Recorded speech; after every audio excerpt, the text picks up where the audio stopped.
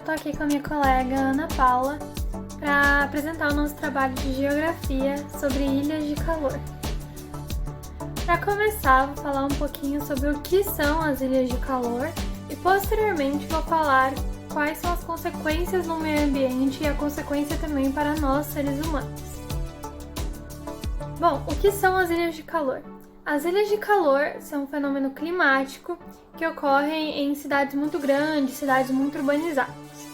Ele consiste no aumento da temperatura nessas regiões, ou seja, nas regiões rurais a temperatura vai ser mais baixa, enquanto nessas regiões muito urbanizadas a temperatura vai aumentar, tornando essas cidades grandes uma ilha de calor, já que elas vão ter a temperatura muito mais elevada em comparação com outras regiões.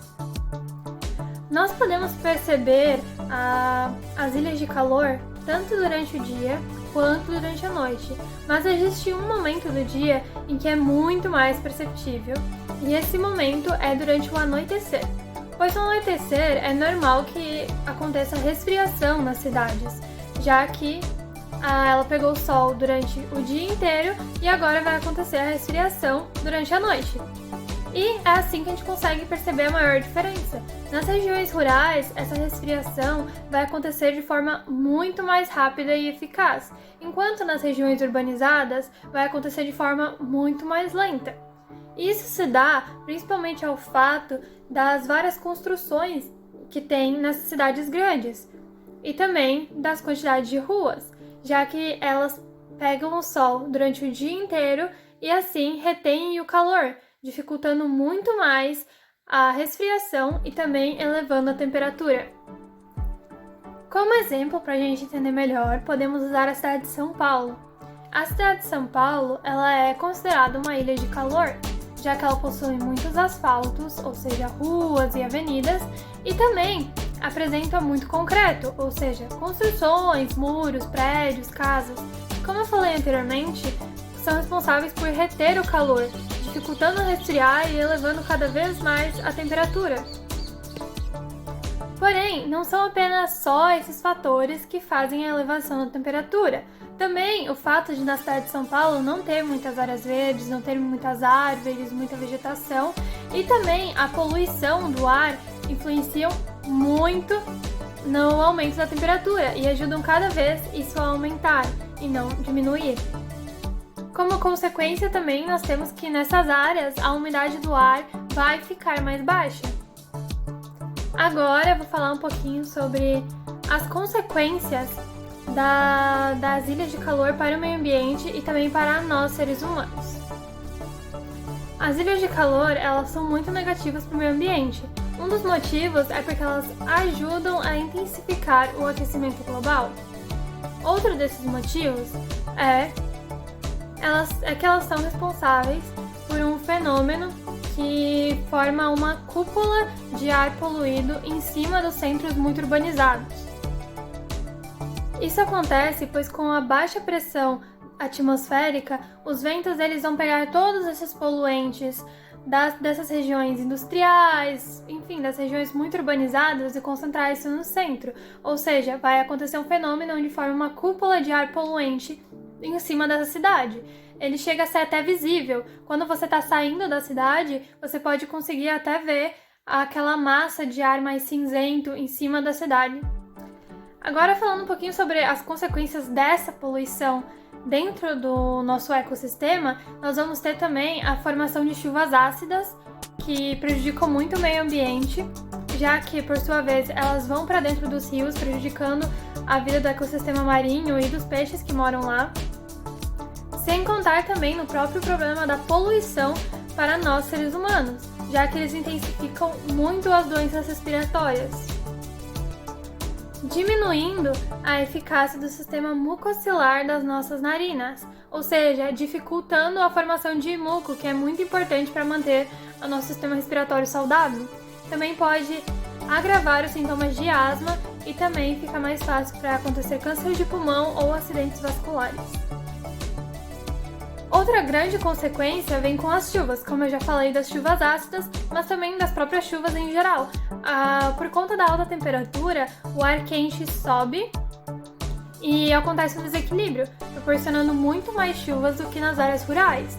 E essas chuvas, por consequência, causam as enchentes, que são muito prejudiciais para nós seres humanos, já que elas proporcionam mais doenças e também causam um prejuízo financeiro. Além disso, as próprias enchentes não são boas para o meio ambiente. E outro fator também que as ilhas de calor influenciam é na sustentabilidade, já que na sustentabilidade a gente procura fazer o melhor para o meio ambiente. E com o aumento da temperatura, a gente vai ter as pessoas usando muito mais ar-condicionado e outras tecnologias para tentar diminuir o aumento do calor. E por isso vão gastar muito mais energia elétrica, que não é nada bom para a sustentabilidade. Agora, a minha colega Ana vai falar um pouquinho mais sobre outros fatores das ilhas de calor. Resumidamente, as ilhas de calor ocorrem nas grandes cidades devido aos seguintes fatores: elevada capacidade de absorção de calor de superfícies urbanas com asfalto, paredes de tijolo ou concreto, telhas de barro e de amianto, falta de áreas revestidas de vegetação prejudicando o albedo, o poder refletor de determinada superfície. Quanto maior a vegetação, maior é o poder refletor e logo levando a uma maior absorção de calor.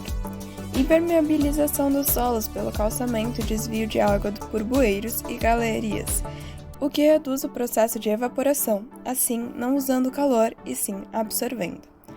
Concentração de edifícios que interferem na circulação dos ventos. Poluição atmosférica que retém a radiação do calor, causando o aquecimento da atmosfera, efeito estufa. Utilização de energia pelos veículos de combustão interna, pelas residências e pelas indústrias, aumentando o aquecimento da atmosfera. Devido a esses fatores, o ar atmosférico na cidade é mais quente que nas áreas em volta da cidade. Por exemplo, num campo de cultivo que situa-se nas redondezas de uma grande cidade, há absorção de 75% de calor, enquanto no centro dessa cidade a absorção chega a significativos 98%.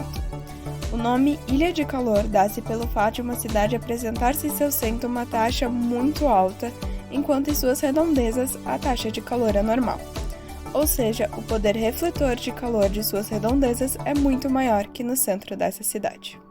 Algumas estratégias de projetos para diminuir o efeito das ilhas de calor nas grandes cidades. O primeiro deles, e um dos mais importantes, é a implementação de telhados verdes.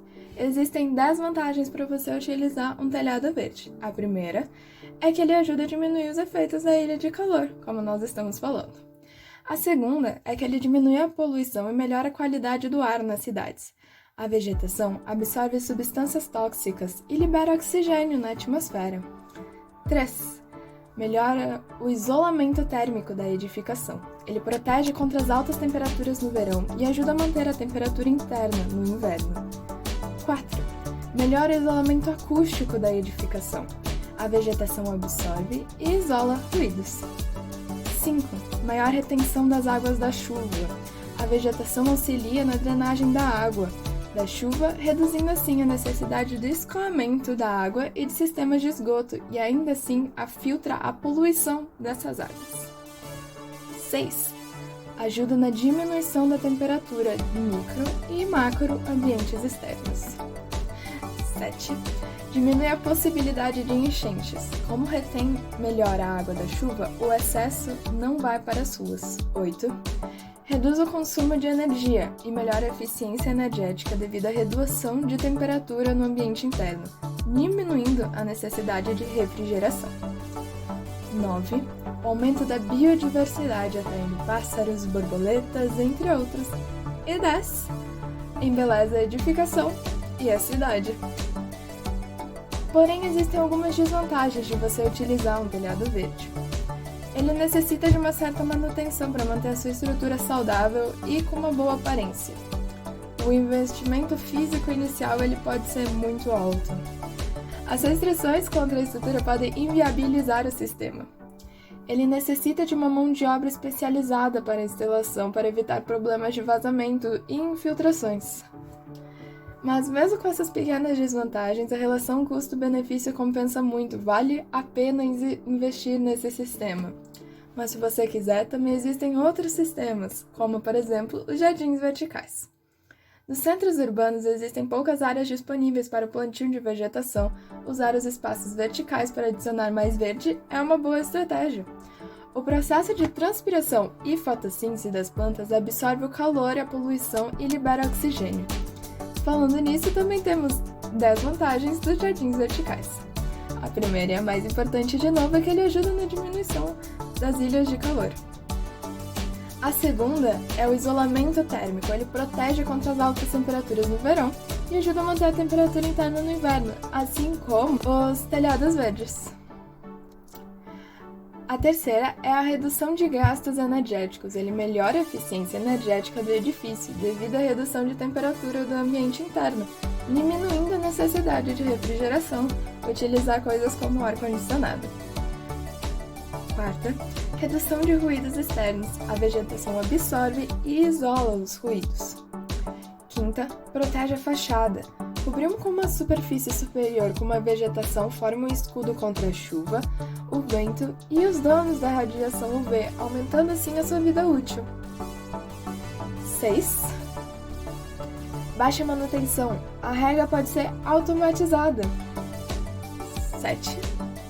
Diminui a poluição e melhora a qualidade do ar. A vegetação absorve as substâncias tóxicas e libera oxigênio na atmosfera. 8. Maior retenção das águas da chuva. A vegetação auxilia na drenagem da água da chuva, reduzindo assim a necessidade de escoamento da água e de sistemas de esgoto, e ainda filtra a poluição dessas águas, assim como a gente falou antes. 9. Embeleza e valoriza os centros urbanos e a edificação. E 10. Contribuem para o aumento da diversidade. Só existem coisas boas em jardins verticais. Porém, se você não quiser fazer nenhum desses, a gente ainda tem outras estratégias. Como a mais importante é o plantio de árvores, de preferência nativas, para ajudar o plantio de árvores nativas no nosso país. Mas também podemos criar novos parques e preservar áreas verdes. As árvores fornecem sombra, que reduzem o calor e a necessidade de refrigeração dos ambientes, diminuindo também a emissão de gases de efeito estufa na atmosfera. Além disso, realizam um processo de evapotranspiração, liberando o vapor da água, o que ajuda a refrescar naturalmente, e são excelentes purificadores de ar, contribuindo para o combate à poluição. Uso de materiais com alto índice de refletância solar. A utilização de materiais com alta refletância é mais eficaz em coberturas, mas essa estratégia também pode ser aplicada em fachadas. Aumentar a área permeável do solo. A área permeável consiste em toda a parte do terreno que não possui revestimento de piso, permitindo que a água penetre no solo. Instalação de lagos e espelhos d'água. Espelho d'água é um recurso arquitetônico decorativo bastante usado em jardins residenciais ou comerciais e em entradas de edifícios para refletir o ambiente à sua volta. Além do efeito estético, o movimento de água proporciona relaxamento, tranquilidade e sensação de frescor, principalmente em cidades quentes e secas. Ou seja, ele também ajuda você a ter que usar menos aparelhos como o ar-condicionado para refrescar a sua casa. Favorecimento da ventilação natural. A ventilação natural pode resfriar os edifícios, tirando partido da diferença existente entre a temperatura interior e exterior, e contribui para a diminuição do uso de ar-condicionado. O planejamento urbano arquitetônico adequado é, sem dúvida, a melhor estratégia para combater os efeitos da ilha de calor. Cidades planejadas com mais áreas verdes incentivam os usos de transportes que não poluam o ar, entre outras estratégias, assim como edificações verdes, favorecem o meio ambiente e a qualidade de vida da população dos grandes centros urbanos. Ou seja, para combater os efeitos da ilha de calor, nós precisamos de mais natureza. Esse foi o nosso trabalho, eu espero que vocês tenham gostado. É isso! Tchau!